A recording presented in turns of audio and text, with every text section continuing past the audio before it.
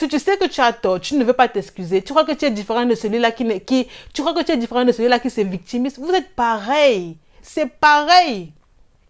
Lorsque tu as tort, tu ne veux pas t'excuser, ça suppose que tu considères que ce n'est pas de ta faute.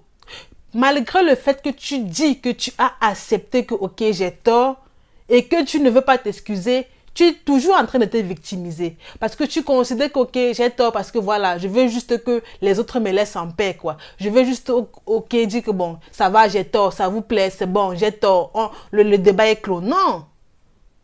Pourquoi tu veux toujours te victimiser? À chaque fois que tu te victimises, tu perds davantage de confiance en toi. À chaque fois que tu te victimises, tu ne te respectes pas, tu ne t'aimes pas. Au fur et à mesure, tu vas te détester. Au fur et à mesure, tu ne vas plus apprécier ta compagnie. C'est triste, mais c'est ça.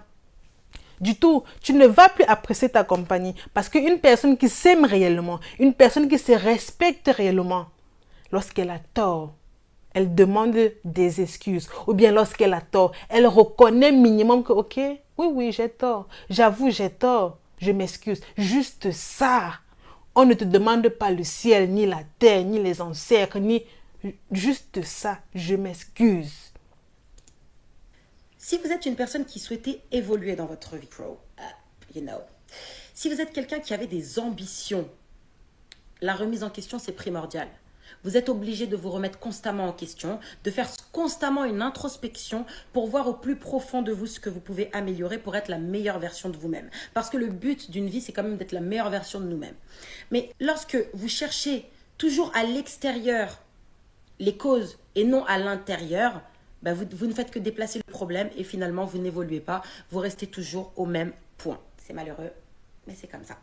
Donc, ne faites pas partie des personnes qui se victimisent. Soyez des boss ladies, des boss man, des personnes qui prennent leurs responsabilités et qui se disent, ok, s'il y a une situation dans ma vie, c'est forcément que c'est moi qui l'ai attirée et c'est moi qui l'ai créée cette situation. Exactement. Il n'y a pas de hasard dans la vie. Pour ceux ou ceux-là qui pensent que, parfois la vie c'est un hasard. Non!